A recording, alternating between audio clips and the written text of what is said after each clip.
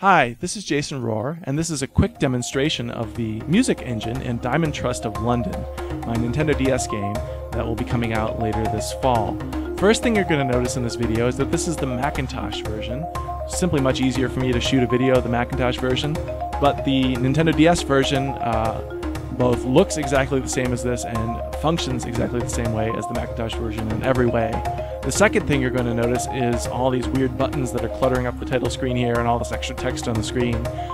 This is the development and testing view that my friend Tom and I have been using, like when he's developing new songs to test them in the game, or when I want to hear one of the songs that he's been working on. We can trigger song transitions manually and so on and see exactly what's going on in the music engine at all times.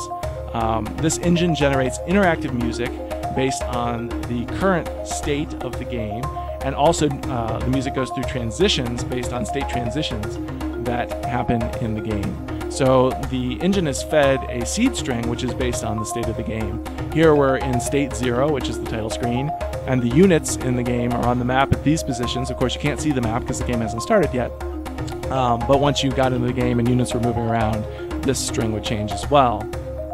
So the music in Diamond Trust is structured into 10 songs, and each song is a big collection of loops that all kind of go together.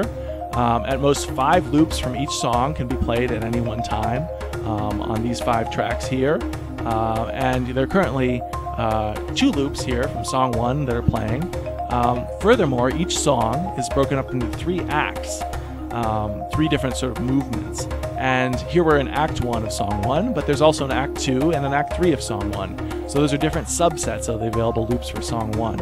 And those acts are connected to the time passing in the game and the months that go by in the game as you play. So at the beginning of the game you might hear Song 1, and in a minute and 21 seconds or so, Song 1's going to fade out and some other song will come in. And then maybe toward the end of the game, Song 1 will kind of bubble back up and play again.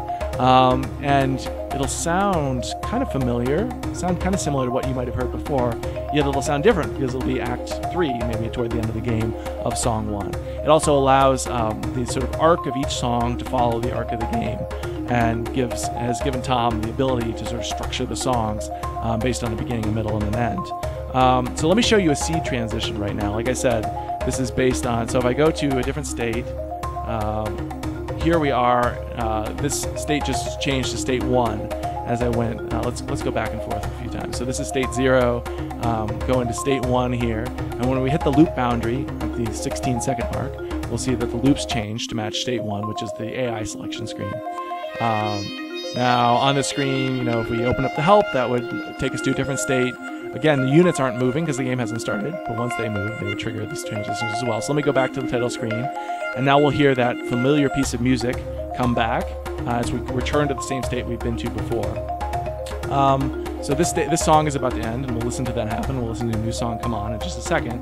But as you go through the game and the state transitions are happening and units are moving around on the map, and you're going through the different phases of the game, the music is going through these transitions, and if at a certain moment in the game you return to a state that you've been at previously in the game, then the music will return to a spot that that is the same as what you've heard before.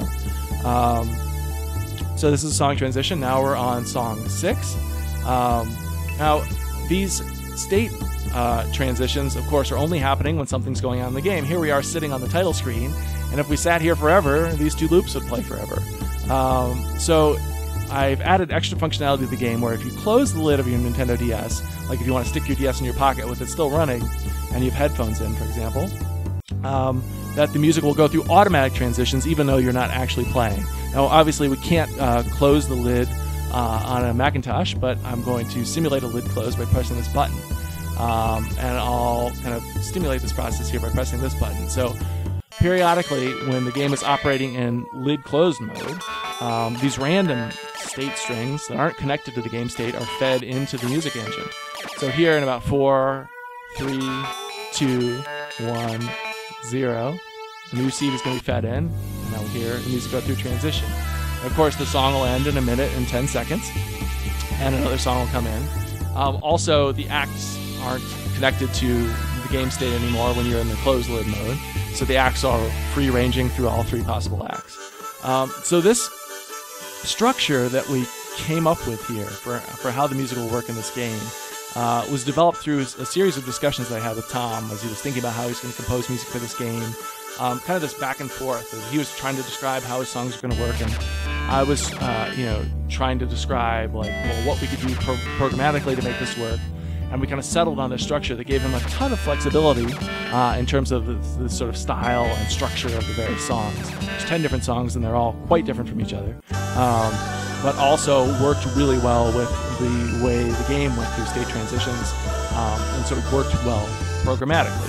So it was sort of this happy medium that we found between the two different needs. Thank you.